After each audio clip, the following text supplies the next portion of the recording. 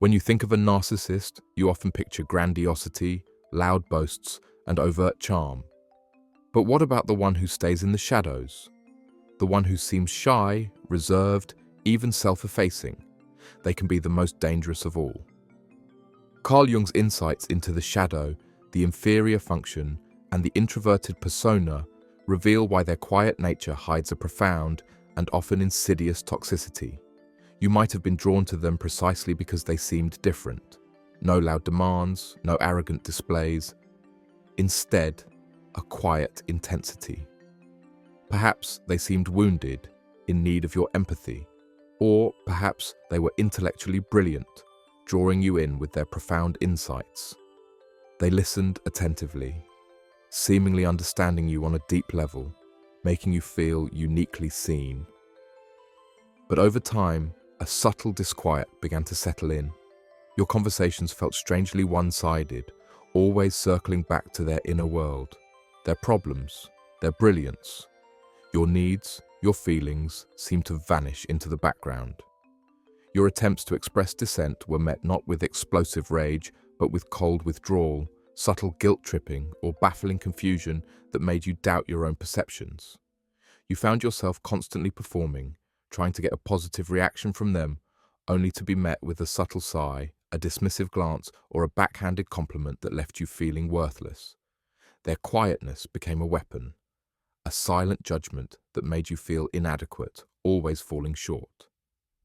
You felt an invisible pressure to cater to their unspoken needs, living in a constant state of anxiety, trying to decipher their cryptic signals. This isn't the bombastic, obvious narcissism. This is the silent erosion of your spirit, leaving you feeling drained, confused, and questioning your own reality, all while others might see them as quiet, sensitive, or even humble.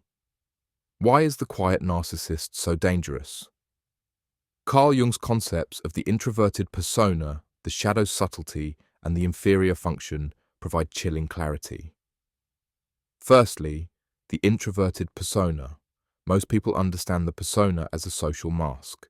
While an extroverted narcissist wears a grandiose, charming persona, an introverted narcissist wears a persona of modesty, shyness, intellectual depth, or even victimhood. This persona is incredibly effective because it subverts our expectations of what narcissism looks like. We are conditioned to look for overt arrogance, so the quiet, sensitive individual rarely triggers our alarm bells. This persona allows them to hide in plain sight, gaining trust and sympathy before their true nature is revealed. Secondly, the shadow's subtlety. While all narcissists project their disowned traits onto others, the quiet narcissist's shadow projections are far more insidious. Instead of overt blame, they use subtle hints, passive aggression, or benevolent criticism. Their need for control isn't expressed through shouting, but through manipulative silence, emotional withdrawal, or creating complex unspoken rules. Their grandiosity isn't expressed through bragging, but through an assumption of intellectual superiority or moral purity that subtly demeans others. The very subtlety of their shadow makes it harder to identify and thus more damaging. It's like death by 1,000 paper cuts. Thirdly, the inferior function. Jung described 4 psychological functions: thinking, feeling, sensation, and intuition. One of these is typically inferior, less developed, and largely unconscious. For many introverted narcissists, their feeling function might be inferior. This doesn't mean they don't have emotions, but their access to and expression of genuine empathy and emotional reciprocity are profoundly limited and often unconscious. They might intellectually understand what a feeling is, but they cannot truly experience it in relation to others. Their quietness can mask a deep, unacknowledged emotional barrenness. They appear sensitive, but their sensitivity is often a self-focused hypersensitivity to their own perceived slights or needs, not genuine empathy for others. Their quiet nature provides cover for their inability to truly connect on an emotional level, leading to a profound lack of reciprocity. Because their emotional life is underdeveloped and unconscious, they are constantly seeking external validation to fill this void, and they will subtly manipulate to get it, often at your emotional expense. The quiet narcissist is dangerous because their methods are covert. They don't overtly smash your boundaries, they subtly erode them. They don't yell at you, they create an atmosphere of anxiety and constant self-doubt. Their inferno of passions, their rage, their grandiosity, their need for control, is not outwardly expressed, but internally contained and then subtly projected, poisoning the environment and draining you without ever raising their voice. Recognizing the quiet narcissist is the first step to protecting yourself. It requires shifting your perception from overt behavior to subtle, energetic, and emotional patterns. Here's Carl Jung's advice on how to identify and protect yourself from this insidious form of manipulation. 1. Trust your discomfort. It's your unconscious warning. The quiet narcissist's manipulation creates a pervasive sense of unease, confusion, and self-doubt. This isn't your flaw, it's your unconscious self sending you urgent signals. Listen to the off feeling.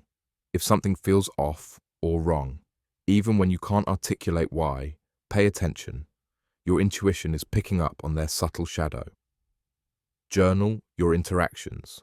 Write down specific instances, particularly where you felt confused, drained, or strangely guilty. Seeing patterns on paper helps you validate your experience against their gaslighting. Note the imbalance. Does the conversation always come back to them? Do your needs consistently get overlooked without overt protest? This asymmetry is a key sign. 2. Observe their lack of true reciprocity, the inferior feeling function. Despite their apparent listening or intellectual engagement, a quiet narcissist struggles with genuine emotional reciprocity. Their empathy is often cognitive, not felt. Test their empathy. Share a genuine vulnerability or a moment of your own joy, tatrage, and sorrow. Observe their response. Is it truly empathetic, or does it shift back to them, or feel superficial, i.e., dismissive? Notice the giving imbalance. Are you consistently the one giving emotional support, listening, or making efforts, while they rarely offer it in return? Look for genuine interest. Do they ever ask about your day, your feelings, your passions, without you prompting them or it leading back to their own experiences? 3. Identify their covert control tactics, the subtle shadow. Their control is not overt. It's exercised through withdrawal, passive aggression, guilt, or intellectual superiority. The silent treatment. This is a classic. Their silence isn't reflection, it's punishment. Recognize it as an attempt to control your emotions and behavior. Subtle guilt tripping. Phrases like, "I'm just so sensitive, I guess I can't handle it when," or "It must be me, I always mess things up," are designed to make you feel responsible for their unhappiness. Intellectual arrogance.